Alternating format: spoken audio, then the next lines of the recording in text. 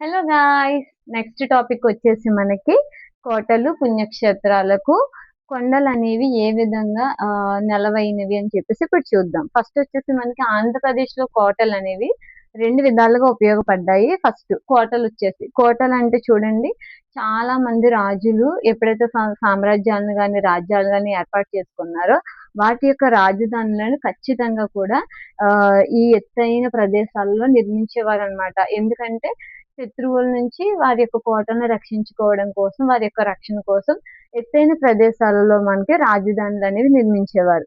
ఉదాహరణ మనం చూసుకున్నట్లయితే చంద్రగిరి, పెనుకొండ, గుత్తి, కొండవీడు. ఆ తర్వాత తెలంగాణ స్టేట్ కి వచ్చినప్పటికీ గోల్కొండ, హన్మకొండ, రాచకొండ, దేవరకొండ. అలాగే మన పుణ్యక్షేత్రాలు చూసుకున్నట్లయితే ఆంధ్రప్రదేశ్ లో మనకి ప్రధానమైన దేవాలయాలన్నీ కూడా చాలా మంది ఇప్పుడు సందర్శిస్తూ ఉంటున్నారు కదా. అటువంటి తిరుపతి కావచ్చు, శ్రీశైలం కావచ్చు, నాగార్జున కొండ కావచ్చు, అన్నవరం కావచ్చు, సింహాచలం కావచ్చు, ఈ ప్రధానమైనటువంటి దేవాలయాలన్నీ కూడా కొండల మీదనే మనకి వెలుస్తాయి.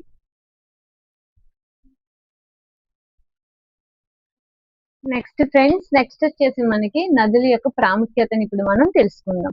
ఆంధ్రప్రదేశ్ లో నదులు నెక్స్ట్ వచ్చేసి మనకి ఆంధ్రప్రదేశ్ లోని నదులు. ఇప్పుడు నదుల యొక్క ప్రాముఖ్యత కోసం మనం తెలుసుకుందాం. సో మనకి పుణ్యక్షేత్రాలు అనేవి నదీ తీరాల వెంబడి మనకి వెలిసాయి అన్నమాట. సహజ సిద్ధంగానే పుణ్యక్షేత్రాలన్నీ కూడా నదీ తీరాల వెంబడి వెలిసాయి అన్నమాట. అలాగే ఉదాహరణగా మనం చూసినట్లయితే రాజమండ్రి, విజయవాడ, సంగమేశ్వరం, శ్రీకాళహస్తి. అలాగే ఈ నదుల యొక్క మరొక ప్రాముఖ్యత ఏంటంటే ఇవి ఒండ్రుమట్టి నిక్షేపాలు. అంటే ఏంటంటే నదులు ప్రవహిస్తున్నప్పుడు కూడా వాటి వెంట వాటి యొక్క నిక్షేపాల కారణంగా మనకి ఈ ఒండ్రు మట్టి అంటే మనకి సారవంతమైన భూములు అంటే ఏంటంటే మనం పంటలు పండించుకోవడానికి అనుకూలమైన ప్రదేశాలు అన్నమాట. అలాగే ఇక్కడ నదుల ద్వారా నీటి పారుదల కూడా చాలా అభివృద్ధి చెందింది. ఈ నీటి పారుదల ఉన్నప్పుడే ప్రజలందరూ కూడా పంటల్ని పండించుకోగలరు. అసలు అప్పుడు సంవత్సరానికి 2 లేదా 3 పంటల్ని పండించేవారు. ఇప్పుడు మనకి అందరం చాలా మంది సంక్రాంతి, ఆంధ్రప్రదేశ్ లో సంక్రాంతి చాలా చాలా ముఖ్యమైన పండుగ. ఈ రోజు రైతులందరూ కూడా పంటల్ని కోసి రకరకాల పూజల్ని నిర్వహిస్తూ ఉంటారు. సో ఈ సంక్రాంతి పండుగకి మరొక పేరే పంట కోత కాలం. ఈ పంట కోత కాలాన్నే సంక్రాంతి పండుగ ఆంధ్రప్రదేశ్ లో జరుపుకోవడం జరుగుతుంది. అలాగే ఈ సారవంతమైన భూములు ఎక్కడైతే సస్యశ్యామలమైన ప్రదేశాలు ఉన్నాయో అక్కడ వాటిపైన ఆధిపత్యాన్ని పొందడం కోసం చాలా మంది రాజులు యుద్ధాలు చేసేవారు. యుద్ధాలు చేసి ఆ ప్రాంతాలను ఆక్రమించుకోవడానికి చాలా ప్రయత్నాలు కూడా చేసేవారు అన్నమాట.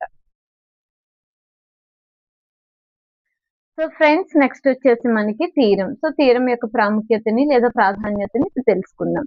ఆంధ్రప్రదేశ్ తీరరేఖ పొడవు వచ్చేసి 974 కిలోమీటర్లు. ఈ క్వశ్చన్ అనేది చాలా చాలా చాలా ఇంపార్టెంట్, గుర్తుపెట్టేసుకోండి ఈ నెంబర్ ని. సో మనకి ఈ తీరం వెంబడి మనకి ఓడరేవులు అనేవి ఉంటాయన్నమాట. సో ఇప్పుడు ఓడరేవుల యొక్క ప్రాముఖ్యతను తెలుసుకుందాం. ఓడరేవులకు వచ్చేసి ఉదాహరణగా మనము గోపాలపురం, కళింగపట్నం, భీమిలి, విశాఖపట్నం, మచిలీపట్నం, అలాగే మోటుపల్లి లాంటి ఓడరేవుల్ని ఉదాహరణగా చెప్పవచ్చు. ఈ మనకి భారతదేశంలో తీరరేఖ గల రాష్ట్రాల్లో ఆంధ్రప్రదేశ్ అనేది 2వ స్థానంలో ఉంది. మొదటి స్థానంలో వచ్చేసి మనకి గుజరాత్ ఉంది. అలాగే మనకి తూర్పు తీరరేఖ గల రాష్ట్రాల్లో మనకి ఆంధ్రప్రదేశ్ మొదటి స్థానంలో ఉంది. ఈ రెండు కూడా చాలా చాలా ఇంపార్టెంట్. గుజరాత్ మీరు గుర్తుపెట్టుకోవాల్సింది, తర్వాత ఆంధ్రప్రదేశ్. అలాగే తూర్పు తీరరేఖ గల ప్రాంతాల్లో అయితే ఆంధ్రప్రదేశ్ అనేది మొదటి స్థానంలో ఉంది. అలాగే ఈ ఓడరేవుల ద్వారా ఏంటంటే అంతర్జాతీయ వర్తకాన్ని, అంటే అంతర్జాతీయంగా మనం వర్తకం చేయొచ్చు. అలాగే విదేశీయులు కూడా ఈ ఓడరేవుల ద్వారా ఆంధ్రప్రదేశ్ తో కానీ లేదా భారతదేశంతో కానీ వర్తకాన్ని చేయొచ్చు. సో ఈ తర్వాత ఏమైందంటే ఈ వర్తకం అనేది అభివృద్ధి చెంది చెంది చెంది ఆంధ్రప్రదేశ్ లో అమితమైన ఐశ్వర్యం అనేది పెరిగింది. సో ఈ ఐశ్వర్యం వల్లే మన రాష్ట్రంలో గాని మన దేశంలో గాని విదేశీ దాడులు అనేవి ప్రారంభమయ్యాయి.